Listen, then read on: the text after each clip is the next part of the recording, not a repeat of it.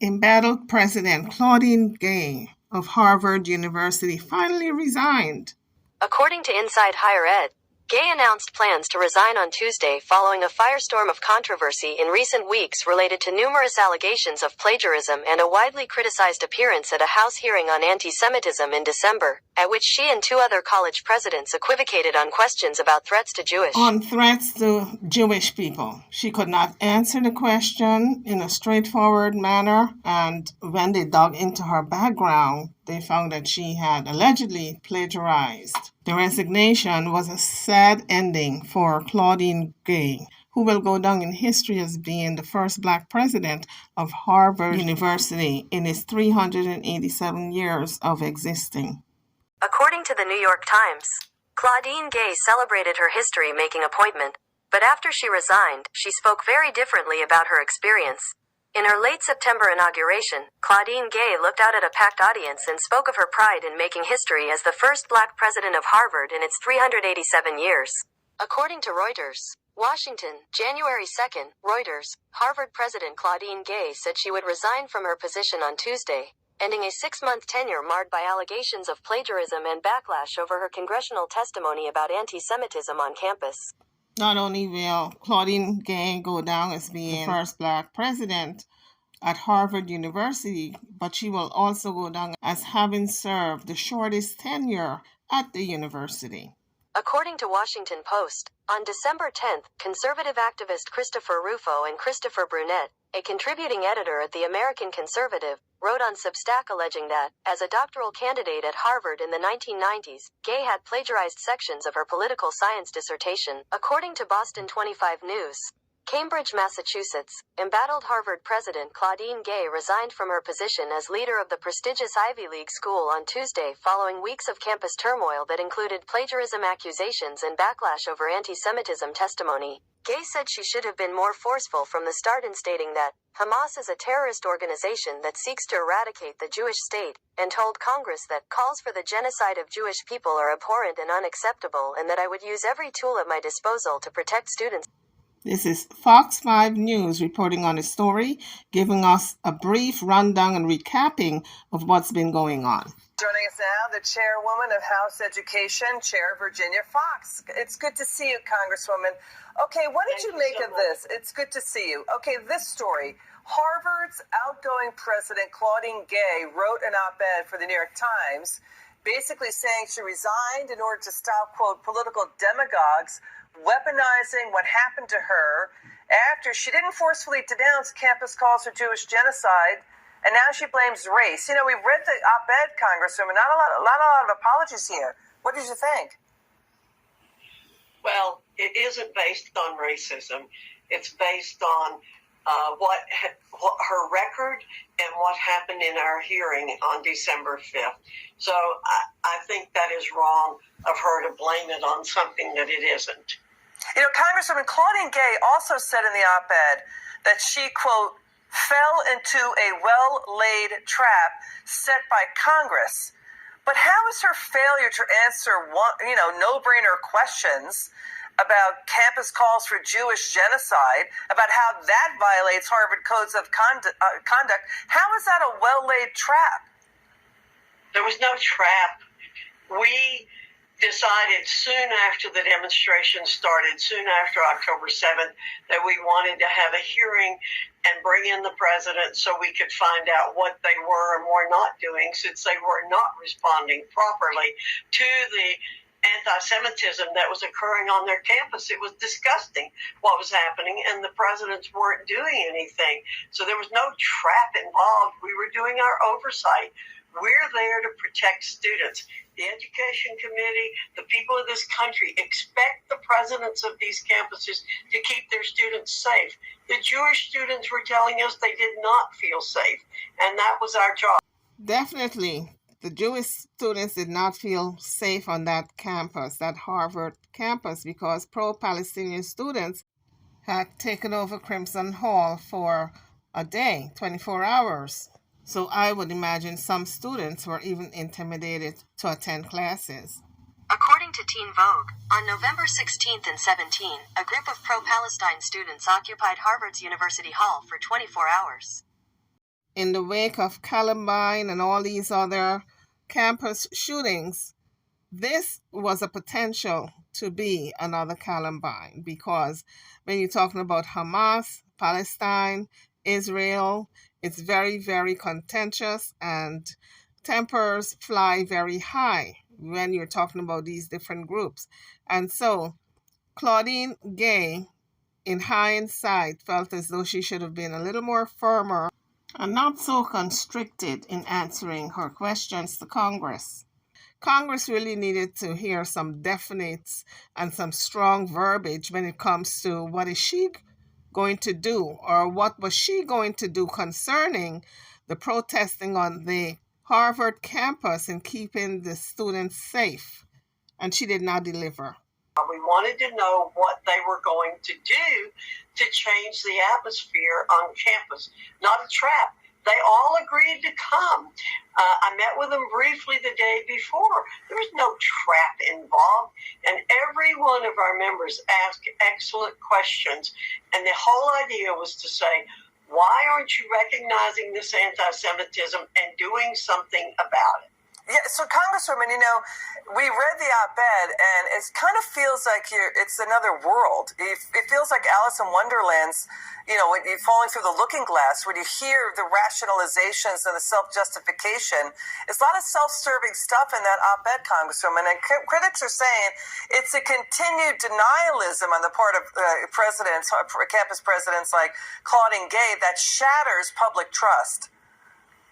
And that's the world they live in now. They are living in a world of denial. They're totally out of touch with what's happening in the world. That was the whole point of the hearing. They weren't paying attention to the students. They weren't listening to them about their fear. They weren't doing anything about the anti-Semitic demonstrations, and that's why we brought them in. You're exactly right. They are the ivory tower is an appropriate term to use for these people, but poison ivies is a better word to use for them. They are the poison ivies and living in an ivory tower. It's our intention to hold them accountable for what they're doing again and not doing on the campuses. And we are not ending with this hearing. We are investigating a lot of campuses, but especially these three. So how are you going to hold them accountable? Well, we have legislation that's going to be coming out, and we're going to make sure that there's a lot more transparency about what's happening on these campuses and how taxpayer dollars are being spent. And you'll see when our legislation comes forward. We already started with the Deterrent Act. They have not been reporting the foreign gifts that they have been receiving. They've been hiding those, and we know there's a correlation between the foreign gifts and the anti-Semitic actions happening on the campuses. So we're going to be holding them accountable with a lot more transparency and a lot more information coming out. So it's foreign donations from places like the Middle East coming into colleges, right? Yes, ma'am. Okay, so we'll be watching for that. Congresswoman Virginia Fox, Chairwoman of House Education, we want to thank you. That was a really interesting interview. We're going to stay on these stories as we move forward in our coverage. As you come onto the page, hit the like bell and subscribe if you haven't done so as yet. According to the New York Times, Harvard University's first black president stepped down after facing accusations of plagiarism and criticism of her response to anti-Semitism on campus. A downfall in context. The fate of Harvard's president is the latest evidence of a deep crisis in American academia, A.O. Scott writes. In the early part of Harvard's existence, the university was tied to slavery. This is why it was very important that a black president, the first black president, Claudine Gay, was sitting as the leader of that institution. According to Harvard and the Legacy of Slavery, Harvard University, some of the enslaved worked and lived on campus, where they cared for Harvard presidents and professors and fed generations of Harvard students. Through connections to multiple donors, the university had extensive financial ties to, and profited from, slavery during the 17th, 18th, and 19th centuries. First to 10, the fallout after Harvard's president resigns. Hello, everybody. I'm Mark Ockerblum. And I'm Vanessa Welch. We were talking about one of the most premier educational institutions in America. Boston 25 News reporter Jason Law live for us tonight in Cambridge. And Jason, two scandals directly led to this move today. Vanessa, two scandals, and in the end, Claudine Gay didn't feel she had the support to continue on as Harvard's president. 3 weeks after the University of Pennsylvania's president stepped down for similar reasons, it's now Harvard looking for a new leader. This is just part of the congressional hearing involving the then president of Harvard, Claudine Gay. And in the strongest possible term, make that clear. Full language on our campus, yes. So based upon your testimony, you understand that this call for intifada is to commit genocide against the Jewish people in Israel and globally, correct? I will say again, that type of hateful speech is personally abhorrent to me. Do you believe that type of hateful speech is contrary to Harvard's code of conduct, or is it allowed at Harvard? It is at odds with the values of Harvard. Can you not say here that it is against the code of conduct at Harvard? We embrace a commitment to free expression, even of views that are objectionable, offensive, hateful. It's when that speech crosses into conduct that violates our policies against bullying, harassment. Does that speech not cross that barrier? Does that speech not call for the genocide of Jews and the elimination of Israel? When you testify that you understand that is the definition of intifada.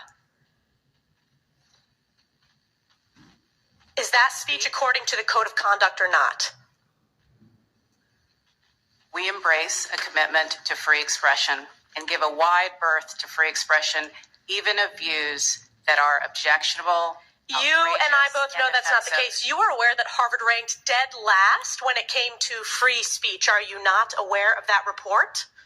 As I observed earlier, I reject that characterization. The data shows it's true. And isn't it true that Harvard previously rescinded multiple offers of admissions for applicants and accepted freshmen for sharing offensive memes, racist statements, sometimes as young as 16 years old? Did Harvard not rescind those offers of admission?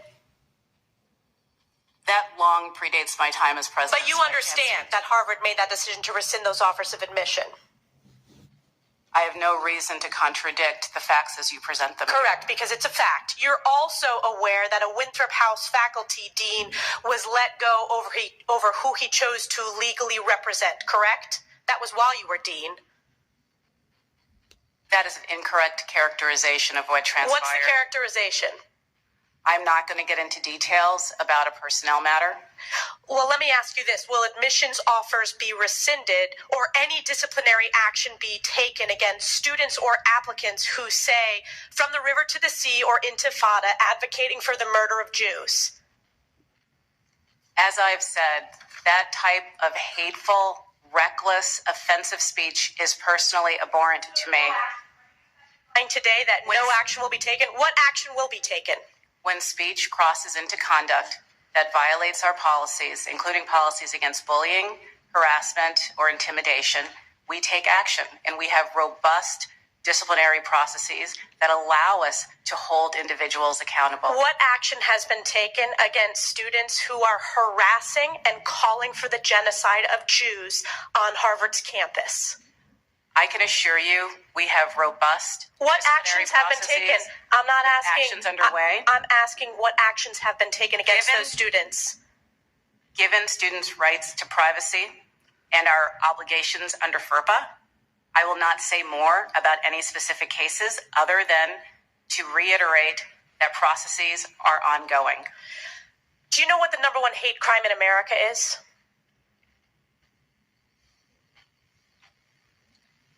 I know that over the last couple of months, there has been an alarming rise of anti-Semitism, which I understand is the critical topic that we are here to discuss. That's correct. It is anti-Jewish hate crimes. And Harvard ranks the lowest when it comes to protecting Jewish students. This is why I've called for your resignation. And your testimony today, not being able to answer with moral clarity, speaks volumes. I yield back. Gentleman yields back. Mr. Norcross is not here. Ms. Jayapal, you're recognized for 5 minutes. Thank you, Madam Chair. Okay, that was just part of the congressional hearing. And after the hearing, the number of supporters for Claudia Gay was very meager at best, and so she decided to resign. Drop your comments in the comment section if you want to weigh in on this debate. I'm over and out. Don't forget to hit the like bell and subscribe to the channel if you haven't done so as yet. Thank you for watching.